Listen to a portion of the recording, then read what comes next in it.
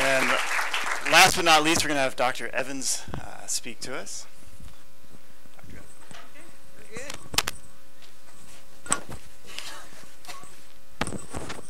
Well, it's funny that a lot of y'all are sitting in the same places that you usually sit. One more time. Some of you never come to class. They're like, where do I sit?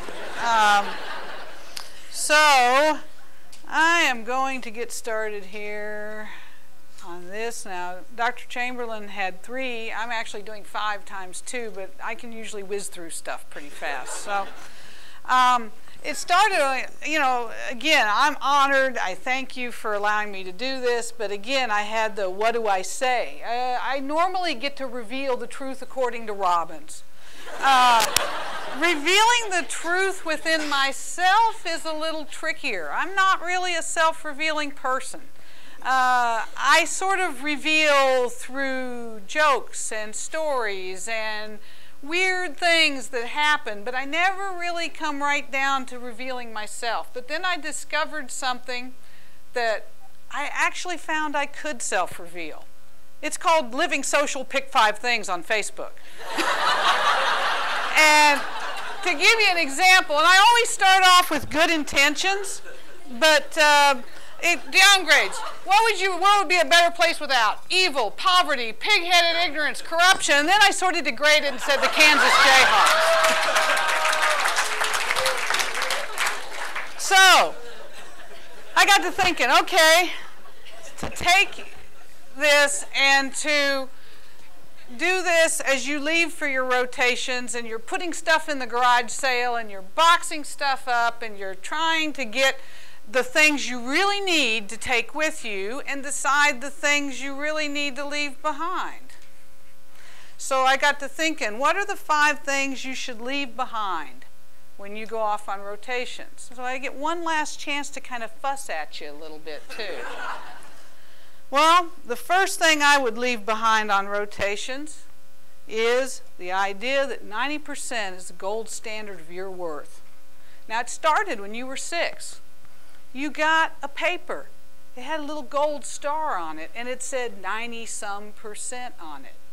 And at that point, it was like methamphetamine for you.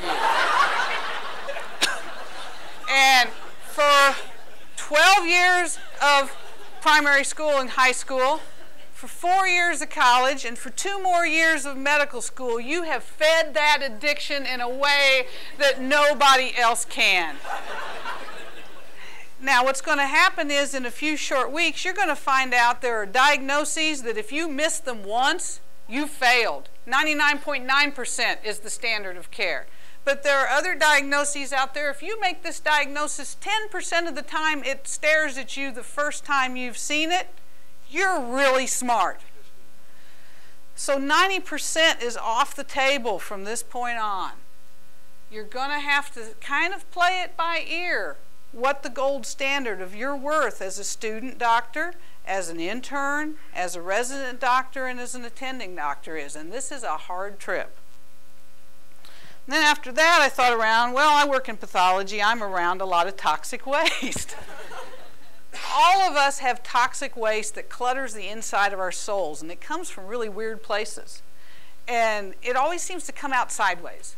Something that happened to you when you were a little kid, okay, happened, you know, it's like maybe you wanted that pony you never got, you know.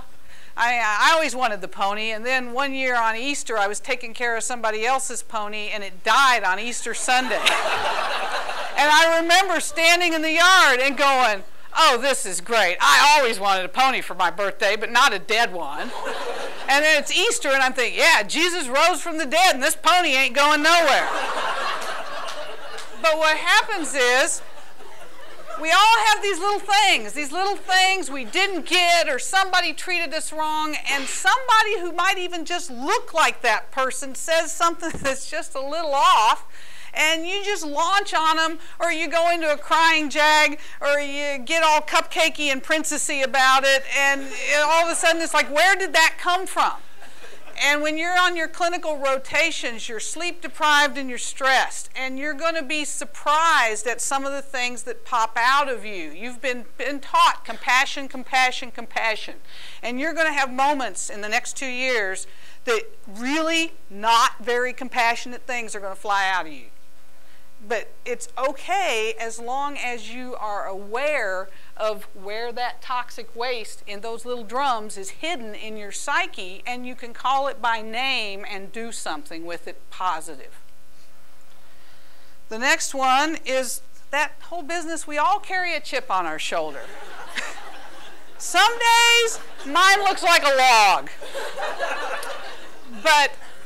And it's part of who we are. That chip on our shoulder is some of the deepest parts of who we are. Maybe you came from a family that didn't have much. Or maybe you were the youngest of 5 kids. Or maybe you suffered a loss in the family. Somebody important to you died. And there's always those little things out there that make you have a chip on your shoulder. And those chips on our shoulders stop us from developing the humility we need to learn. And what you're going to find on the clinical rotations is the way you are most often going to learn is you are going to screw up. You are going to make a mistake.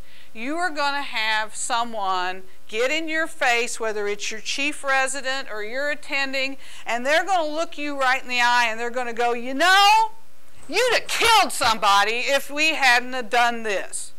And they're right, you would have. And that's not the time to pull out the chip on your shoulder. That's the time to be humble and say, okay, I'm going to learn from this. I really need to know this. And so try to keep those chips at a minimum the next 2 years, because that's where the deepest, most important learning comes from. Okay, the next 2 are kind of a balance with each other. The first one is overconfidence.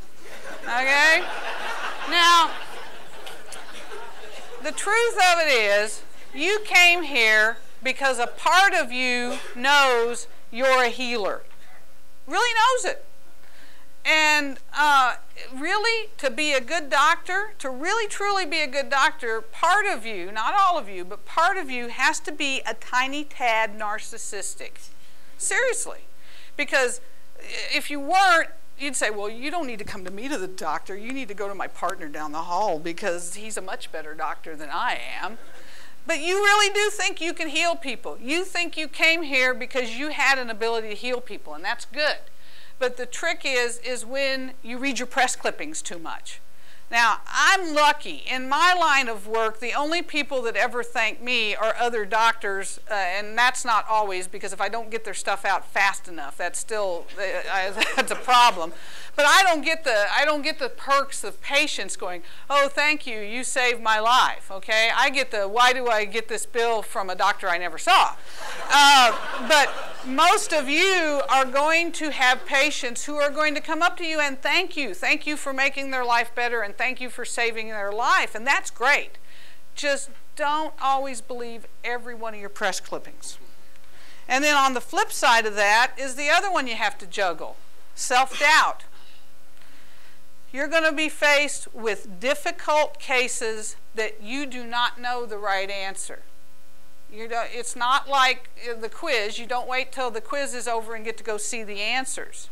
The patient may come to you 10, 20 times before you ever figure out what it is.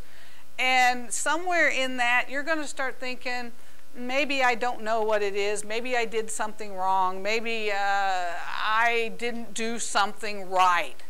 And because of that 90% lesion, we get in there and we kind of say, oh, well, it's because I'm bad, okay?